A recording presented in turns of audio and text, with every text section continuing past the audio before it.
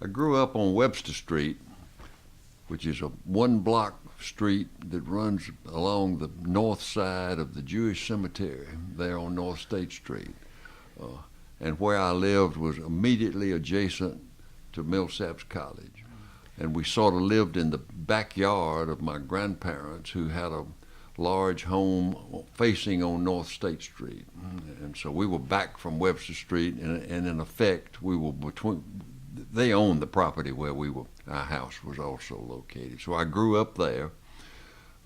I never could explain to the juries in rural counties that it was okay to have just walked 2 blocks to school instead of all the miles that the country lawyers would claim they walked. But I went to Power School, was right where First President's parking lot is now, and that's where I went to grammar school. We were very close, and I was extremely fortunate. They were such wonderful people. He was one of 8 children raised on a farm in Jefferson County. His father had gone to the Civil War at age 14. In fact, he was so young that his black friend from the next farm went with him to watch after him. That's what a strange war that was. His grandfather was a Methodist preacher who spent most of his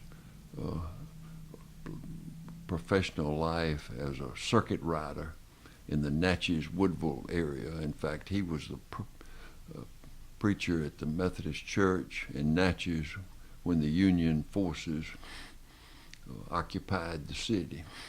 And on the next Sunday, the church was filled with people from both sides, and he prayed for both sides. And the story was that it made the Union forces so angry they threatened to jail him, but they never followed through. Anyway, grandfather's family, when his father died probably in his 50s, and his mother moved those 8 children to Jackson and ran a boarding house. And she said to them that each one was going to college, and that each one was going to help the one right behind them financially go to college. And his name was Will Watkins, or William Hamilton Watkins, and he started right within a few steps of where we are sitting. And he had a little office on Capitol Street. And then later, when what they call the Plaza Building, 1 block from here up Congress, when they opened that building in 1929, he and his few partners moved there, and we stayed there 60 years, and then moved back to Capitol Street in the Emporium Building. So I say we've been a very bold law firm. In 120 years, we hadn't moved more than 1 block. What was Millsaps like for you? Millsaps was wonderful. It was small. I had a happy time. Had good fraternity life. Didn't study hard enough. Made so-so grades. That didn't please my mother. But while I was at Millsaps, I met my wonderful wife, who was going to Belhaven. So I have nothing but fond memories of Millsaps. See, I went to Millsaps starting in 1946, right after World War II ended. I just missed World War II. And so the freshman class was half 17 and 18-year-olds and half 24, 25-year-olds. It was an interesting time to go to college. There's still a group of 4 of us that get together for lunch occasionally, and 3 of the 4 were all KAs there together at Millsaps, and the 4th one was our Choctaw friend who was at MC while we were at Millsaps. I started in June of 1949. We had contracts 6 mornings a week at 8 o'clock with Professor John Fox, who was the terror of the school, teaching. it, at the beginning, it was one of the scariest things I'd ever encountered. I tried sitting at the front row, back row, anywhere to escape being called on. He was a marvelous teacher, but he was like the guy on TV, you know, that he was exposing to you some of the things that, or a lot of the things that you were going to encounter in life. And he was just one of those teachers that you never forgot. Dean Farley, he taught torts to all of us, and he was the opposite personality, kind, acting, soft-spoken, you know, just the other extreme. What about your schoolmates at law school? Who were some of your schoolmates? And Fred Bush from here, and later Tupelo, who had been in the Navy for some time, was the oldest person in the class and looked the youngest, and I was the youngest and looked the oldest. And so we got to be friends. Other people, Rubel Phillips, Duke Williams from Yazoo City, who's now deceased. We were in the same class. Bill Coleman, who became a circuit judge here, great friend of mine. I had known him in Millsaps as well. We were there at the same time. Francis Stevens, Phineas's younger brother from the what later was the Butler Snow Stevens in Canada firm. Francis was brilliant. We were there at the same time. Lots of people all over the state. Of course, that was the advantage of the Morse twins from the coast, Stanford Young from Waynesboro. your wife, you had married before you went to law school, or I couldn't afford it. I would have. You know, she was at Belhaven. She started at Belhaven a year behind me at Millsaps, and so actually, when I graduated from law school, she graduated from Belhaven, and then we got married. I went in the Army for 2 years, and after I'd been in the Army 6 weeks, I got 4 days off, and we got married. Well, I was going to get drafted, and in those days, you could not apply for a JAG commission until you actually had a law degree. Later, they changed that.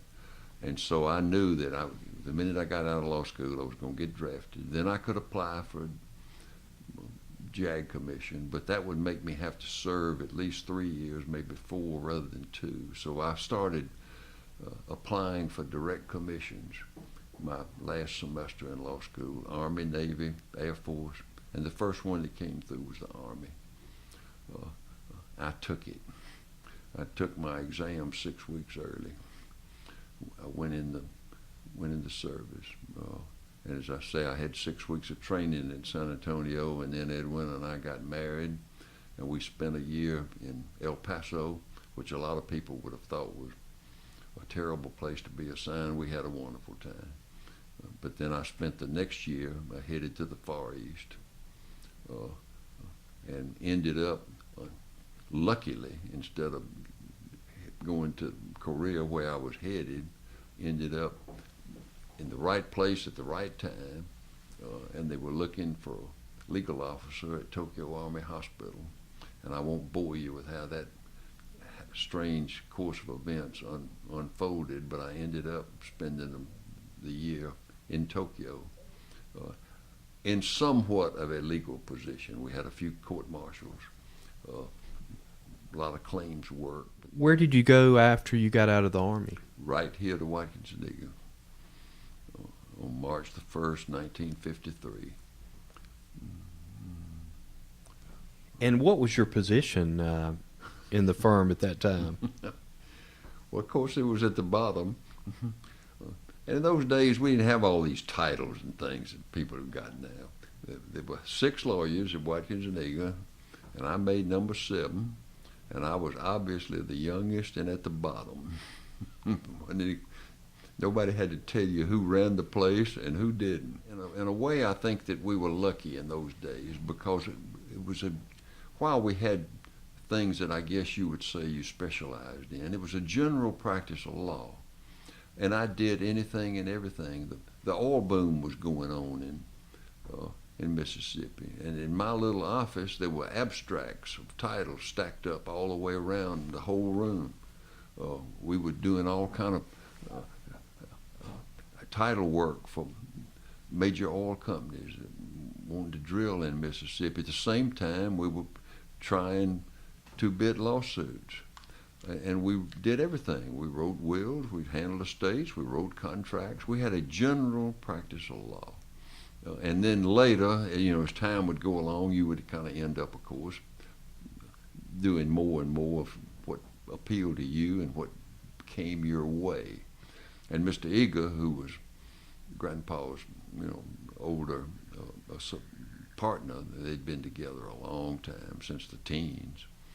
And Mr. Eager was a very, very brilliant, practical guy who had taught school in Clinton and then read law in Grandfather's office and passed the bar. He never went to law school. He was very proud of that.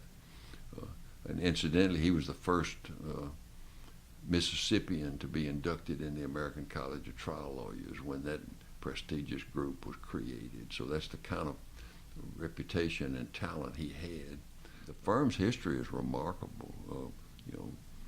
Grandfather's career was remarkable. If you look back in the books, the whole first half of the last century before I got there, you're going to find Watkins and Watkins, and then Watkins and Eager, and then Watkins and Eager cases in every realm imaginable. They really did build a fine practice. My uncle, Tom Watkins, that went in the 1930s with his father, was Phi Beta Kappa from Carolina, a brilliant guy, the best lawyer I was ever around. My aunt, his sister, Elizabeth Hewlin, ended up in the firm as a result of her husband losing his livelihood during the Depression, and grandfather hired her as a stenographer, and then she went to night law school at Millsaps then before it moved downtown. She ended up being a brilliant brief writer and everything else. In fact, she was the first woman lawyer from Mississippi to argue in the Supreme Court of the United States. Will Watkins himself developed an unusual reputation not only in Mississippi but in the surrounding states for expertise before the High Court. And he argued in 12 or 15 cases in the Supreme Court of the United States, as well as many, many other appearances either asking for or opposing cert, which was remarkable for somebody from Jackson, Mississippi. It really was. So, and Mr. Eager ended up being president of what was then the International Association of Insurance Counsel, became Defense Counsel. Tom had a great reputation with the banking and corporate interests. So they just had a fine practice. Tell us about your first courthouse experience. I'd been at the office a few weeks, and one morning, my grandfather stuck his head in my office and said, "Come on, we're going to the courthouse." We went in the courthouse that first day, and we went up. We only had one circuit judge then, one chancellor, and we went to Judge McGowan's office, who later turned out to be such a wonderful, kind man to me. He was the circuit judge. We walked in. Of course, Grandpa was a lot older than he was. And he briefly introduced me to the judge, and then he said, "Judge, you remember over here a year or so ago I had this case in front of you, so-and-so, some kind of tax case." And Judge McGowan said, "Yes, Mr. Will, I remember that." And Grandpa said, "The tax commission had ruled against me, but you ruled for me." But then later, the Supreme Court of Mississippi reversed you and reinstated the tax commission. And judge said, "Yes, Mr. Will, I remember that." And Grandpa said, "I came over here to tell you that this morning the Supreme Court of the United States reversed the Supreme Court of Mississippi and reinstated your ruling." And of course, in those days, we didn't have all these computers and everything, so that was news to Judge McGowan. He didn't know that, and he said, "Well, thank you for telling me that, Will. I didn't know that." So that was my first encounter with, and I realized the importance of friendships and respect between lawyers and judges. Tell us about some of your colleagues that you've worked with in your firm, some of the friendships you've made, some of the personalities. Well, as I told you, there weren't many of them. And of course, I never really got to go to court with my grandfather. He was no longer going to court when I came here. I had an opportunity to be in the courtroom with Mr. Eager only 2 or 3 times, but it was just marvelous. He had this relaxed demeanor. Everybody liked him. He was always had a smile. I also had the chance to try 2 or 3 cases with my Uncle Tom. My Aunt Elizabeth went to court occasionally. I would go with her. That was a wonderful experience. She was very different.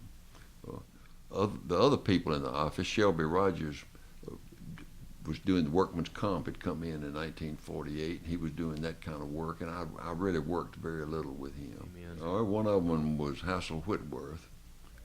We called him Whit. Whit was actually older than I was, but he went to law school later. I got out in my early 20s. He got out. He was 39. And the fact that we hired him because Tom Watkins thought he saw something special in him, and he did.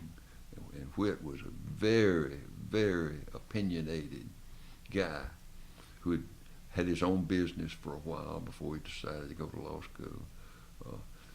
Well, the products world was coming on, just getting started when Whit was here. And I remember I got hired in a case against Ford Motor Company down in Mendenhall. I thought with Whit's mechanical background, which I certainly didn't have, he'd be willing, he'd be a good one for that. And I asked him if he would handle that, and he said sure. He took that case, tried it, appealed it to the Supreme Court. Ended up, that was the genesis of a marvelous products practice that he ended up with. But just an example of tenacity, and it never left him. Then Jim Becker came along, just the complete opposite from me. So quick, so smart. He could kind of what we'd call half prepare and do such a good job on his feet, that the case would come out fine. I used to tell him, though, he was dangerous because young people would watch him and think they could do that, and they can't. Entirely different personality, from Whit. And then it just went on and on. Of course, and then we got to the stage in the 70s where not just here but everywhere the law practice flourished, and small offices like ours and others in town started interviewing people and hiring people almost every year. And I tell some of them now we got a whole bunch of them here, they're in their 60s now. They don't realize how lucky they were, because they came along at a time when you were going to hire somebody the next year, and therefore they had to make more than the person that you was going to come the next year. See? They thought that's what life was. You made more money every year. That wasn't the way it was when I started. A raise was something that just might come along every now and then. But, the world that's when the law practice just took off. But I've really enjoyed, of course, the chance to have so many younger people that ended up being such good lawyers. And then I ended up with a son and a son-in-law here, and that was special. And now I have a grandson here, and that's special. Let me ask you, are there any cases that you have been involved in over your career that are particularly memorable? Well, when I first started, I got the losers all over the state in the counties that you just as soon avoid. You know, the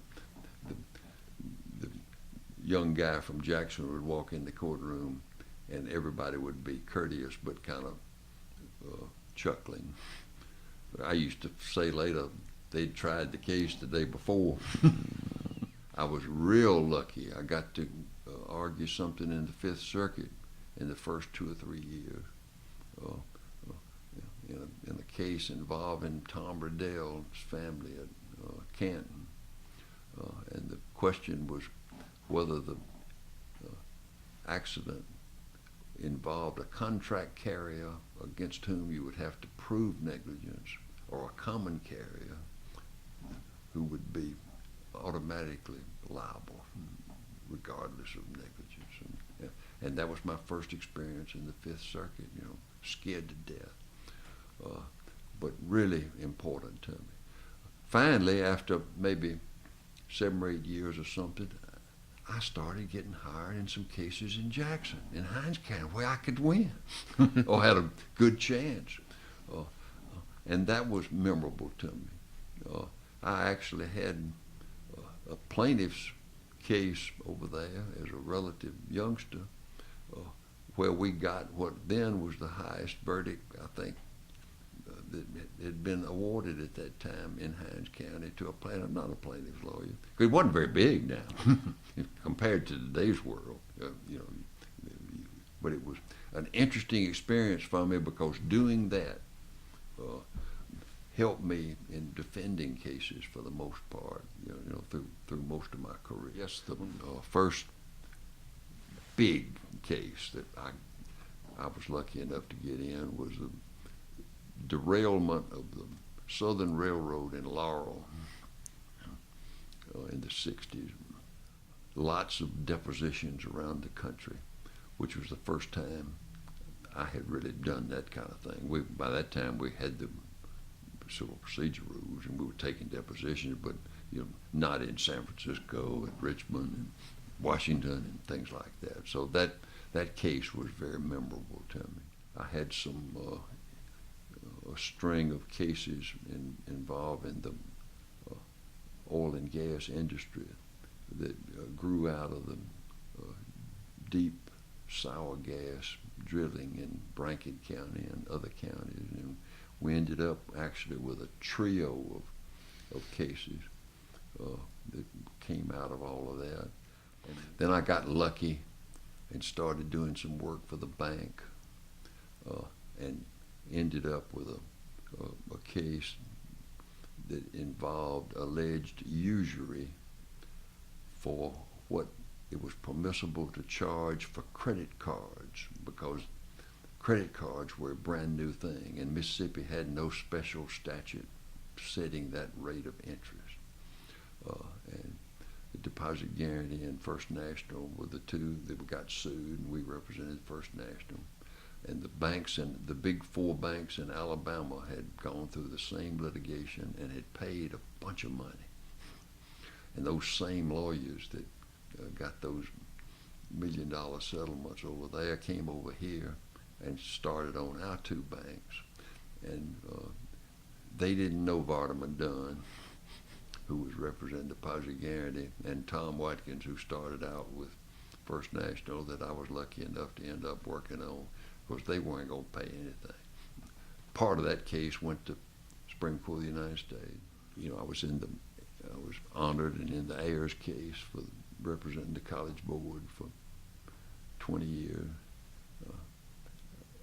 Then maybe my most memorable case now, looking back on it, was after the Jimmy Carter embargo following the hostage crisis with Iran. I think that was '79 or something like that. That he put in the embargo. Uh, they ended up a very big lawsuits through strange set of circumstances in Mississippi by the Iranian oil company against the domestic oil company. That it ended up here because the Iranians tried to sue them. They didn't want to file a suit in the United States. They thought they'd be too unpopular, so they tried to sue them in London, tried to sue them in Bermuda, and none of that worked. And I think there were 2 states that had the right kind of 6-year statute of limitation, South Carolina and Mississippi. And so they chose, and on the last day before the 6-year statute ran, they filed a suit in Mississippi. Anyway, there were Washington lawyers in the thing, and New York lawyers, and London lawyers, and Bermuda lawyers, and it was exciting. I had a chance to be in the middle of that, and we had things happen like we couldn't find one of the things that had to be litigated was what the Iranian law was.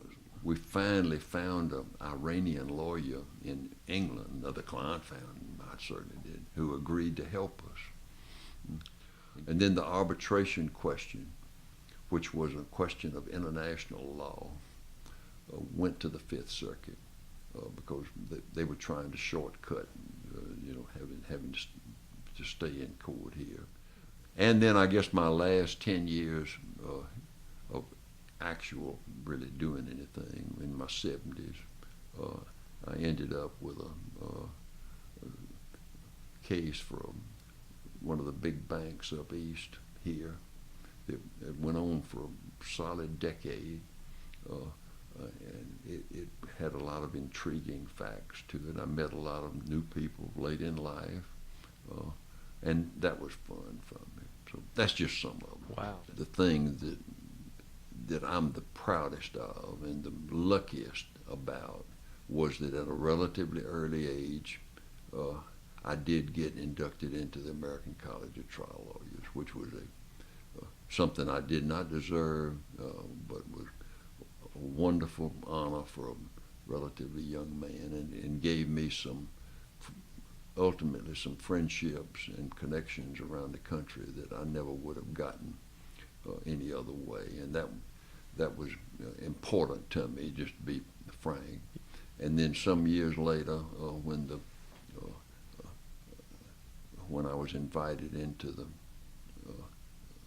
American Academy of Appellate Lawyers, that was kind of special to me because, frankly, there are not a whole bunch of people that end up in both of those organizations. Anyway, that was nice. And the law school Hall of Fame thing was probably the nicest thing that's ever happened to me.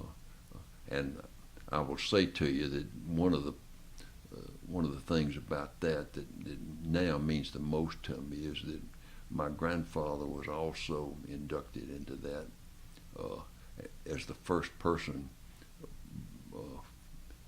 who started practicing law in the 1800s. Wow.